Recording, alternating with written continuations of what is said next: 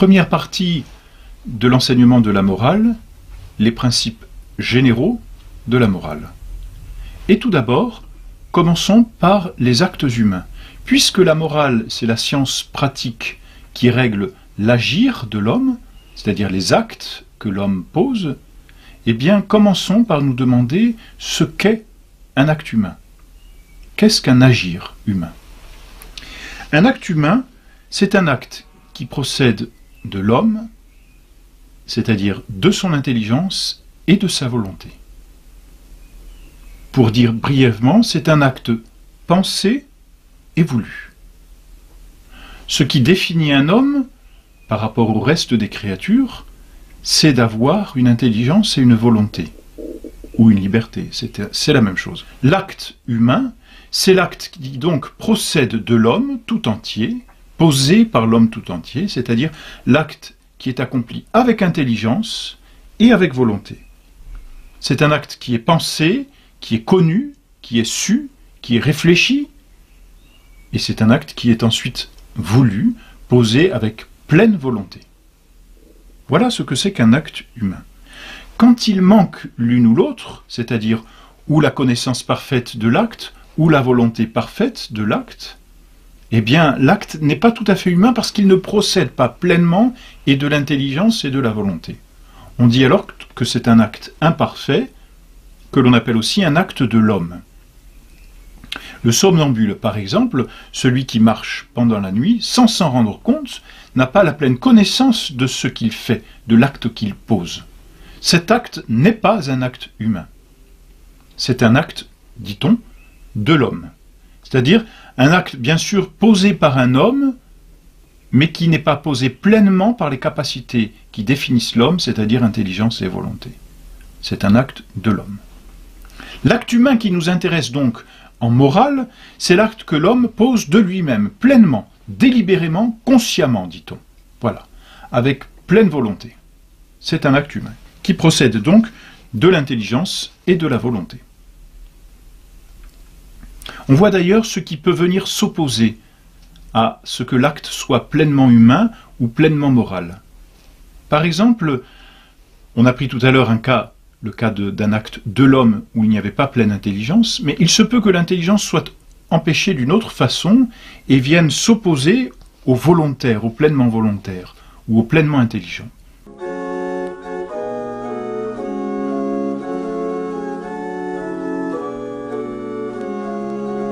Après avoir défini les actes humains, on peut diviser ou distinguer différents types d'actes volontaires, d'actes humains. On dit volontaire parce que la volonté procède normalement de l'intelligence. L'intelligence en l'homme est cette faculté qui possède la lumière, la vérité, et qui ensuite va éclairer la volonté pour agir. Donc un acte humain est un acte volontaire parce que c'est le processus final qui définit cet acte. L'intelligence connaît, elle est pleinement consciente, et ensuite elle éclaire la volonté, elle meut la volonté, et la volonté pousse à l'action, meut à l'action. Un acte humain est donc un acte volontaire. Alors on divise les actes humains de plusieurs façons. Par exemple, on dit qu'un acte peut être illicite ou impéré. Il est illicite quand il découle directement de la volonté, c'est un acte propre à la volonté, comme à aimer ou haïr, bref. Et un acte est dit impéré lorsqu'il procède d'une autre faculté, mais la volonté est aussi intervenue. Par exemple, marcher n'est pas un acte directement volontaire. C'est un acte impéré par la volonté, mais qui procède aussi d'autres facultés.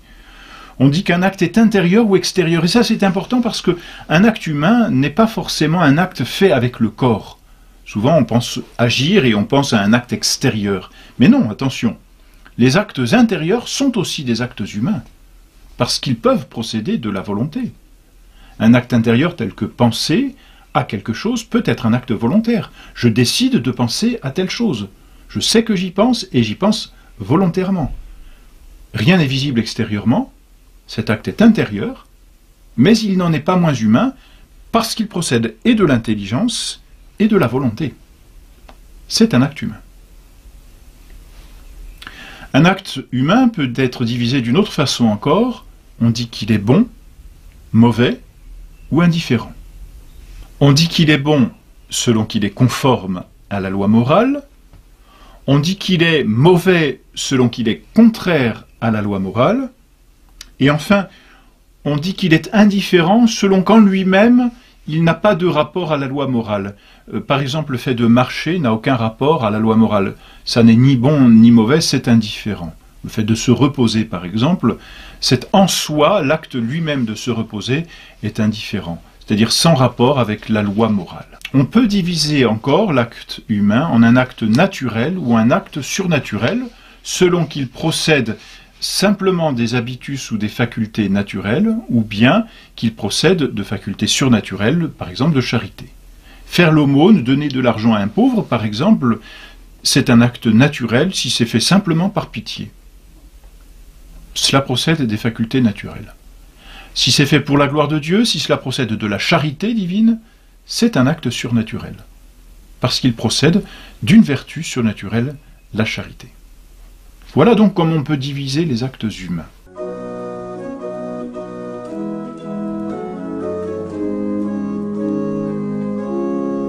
Un acte humain, un acte donc volontaire, peut être plus ou moins empêché ou atténué. Il y a des causes, il y a des raisons qui vont rendre l'acte humain un peu moins humain ou un peu moins volontaire, ou alors, au contraire, plus volontaire ou plus humain, si l'on peut dire. C'est-à-dire lui donner plus de force ou moins de force. On va dire atténuer sa moralité ou bien augmenter sa moralité. Ce qu'il nous est important de considérer brièvement ici, ce sont les causes qui peuvent empêcher ou diminuer le volontaire d'un acte. D'abord, dans l'intelligence, la cause qui peut empêcher un acte humain d'être pleinement volontaire, c'est l'ignorance. Alors, il faut distinguer différentes sortes d'ignorance. Pour résumer, il y a l'ignorance vincible et l'ignorance invincible. Qu'est-ce que c'est que l'ignorance? L'ignorance, c'est un défaut de science, mais que l'on devrait avoir. On la distingue d'ailleurs de la nescience, de façon technique. La nescience, c'est ce que l'on ne sait pas et que l'on n'est pas tenu de savoir. Tandis que l'ignorance, c'est ce que l'on ne sait pas, mais que l'on devrait savoir. Alors, il y a finalement deux sortes d'ignorance. Il y a celle que l'on dit invincible et celle que l'on dit vincible. Il y a celle que l'on devrait savoir, mais qu'on ne pouvait pas savoir, et il y a celle que l'on devrait savoir et que l'on pouvait savoir. Eh bien, la première, celle que l'on devrait savoir, mais que l'on ne pouvait pas savoir dans ces circonstances, ou par exemple, il était difficile de se renseigner sur telle ou telle chose, cette ignorance invincible vient diminuer le volontaire, et même peut diminuer et même détruire la moralité d'un acte. Tandis que l'ignorance vincible, celle que l'on pouvait vaincre, celle finalement que l'on ne peut pas excuser, eh bien celle-ci ne détruit pas le volontaire, et même peut rendre pécamineux un acte. Et là, l'homme qui a posé un tel acte en disant « je ne savais pas » alors qu'il pouvait savoir, celui-là est fautif. Comme celui, par exemple, qui passe un examen et qui ne connaît pas les réponses parce qu'il n'a pas revu son cours. Celui-là, il est fautif. Par contre, celui qui ne savait pas répondre, mais parce que la question était hors du cours, celui-là n'est pas fautif. Il est excusé. Ignorance invincible. C'est la première cause qui vient empêcher, détruire ou comment dire, atténuer le volontaire. Les autres causes se situent dans la volonté. Il y en a trois. La première cause qui vient diminuer le volontaire, c'est la concupiscence. Non pas au sens de foyer du péché, mais au sens de mouvement de l'appétit sensible. Nous avons tous un appétit sensible, et les actes de ces appétits sensibles, on les appelle des passions. C'est cela que l'on appelle ici la concupiscence, comme mouvement de l'appétit sensible qui peut venir diminuer le volontaire. Surtout, et précisément, quand la passion précède l'acte volontaire. Par exemple, un mouvement d'amour ou un mouvement de haine subi, ou un mouvement même de colère qui jaillit, qui naît directement, n'est-ce pas, de l'appétit sensible et qui vient comme empêcher ou atténuer la volonté, de sorte que la volonté est comme entraînée par ce mouvement de la passion. Elle n'arrive pas, la passion est tellement forte que la volonté n'arrive pas à prendre le dessus sur cette passion, alors la passion vient ici atténuer le volontaire. Elle ne le supprime pas totalement, mais elle l'atténue, parce qu'elle emporte avec elle la volonté, mais elle ne supprime pas la volonté. Mais voilà, dans ce sens-là, la passion peut atténuer le volontaire. Deuxième cause qui peut venir atténuer le volontaire, c'est la crainte. La crainte est un trouble de l'esprit que fait naître un danger présent ou futur. La crainte grave, c'est-à-dire celle d'un péril grave comme le péril de mort, et qui nous est imposé de l'extérieur, que ce soit par une cause naturelle ou par une cause humaine, par exemple un tremblement de terre, peu importe, ou par une cause humaine, on a une arme qui est braquée sur nous, n'est-ce pas?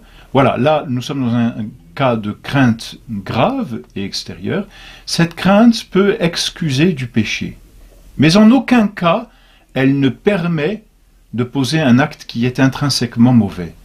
C'est-à-dire que sous l'influence de la crainte, il y a certains actes qui pourront être excusés du péché, parce qu'en soi, ils ne sont pas mauvais, mais il y a d'autres actes qui ne seront jamais excusés du péché, parce qu'ils sont en soi mauvais.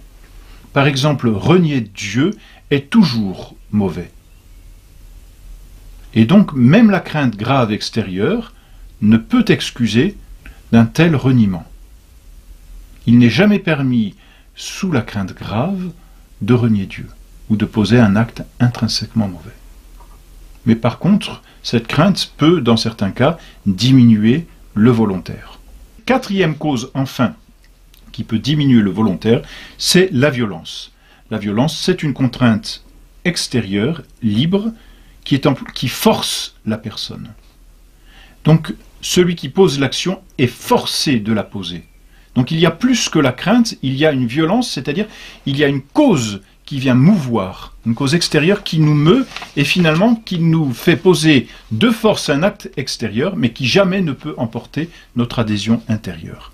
Bon, par exemple, lorsqu'une personne est violentée, justement. Alors elle doit se défendre, bien sûr, et elle ne peut jamais consentir, mais il y a violence. Et donc l'acte peut être excusé parce que la personne pose malgré elle l'acte. Voilà donc les 4 cas qui peuvent atténuer le volontaire. La conséquence d'un acte moral, d'un acte volontaire, elle est double, si l'on peut dire, du point de vue de l'acte et du point de vue de celui qui pose l'acte. Du point de vue de l'acte, on dit que l'acte est imputable à celui qui a posé l'acte, c'est-à-dire que cet acte appartient à celui qui le pose, il est comme la conséquence de la personne qui a posé l'acte, un peu, si vous voulez, comme la chaleur est la conséquence du soleil, ou la lumière est une conséquence du soleil, n'est-ce pas? Et bien de la même façon, un acte est imputable, c'est-à-dire qu'il est la conséquence et qu'il est attribué, tout simplement, à la personne, comme l'effet est attribué à sa cause. Donc du côté de l'acte, eh bien cet acte est imputable à la personne, et du côté de la personne, on dit que la personne est responsable de l'acte qu'elle a posé. Si donc elle en est responsable, eh bien, elle a l'obligation de rendre compte de ce qu'elle a fait. C'est cela la responsabilité.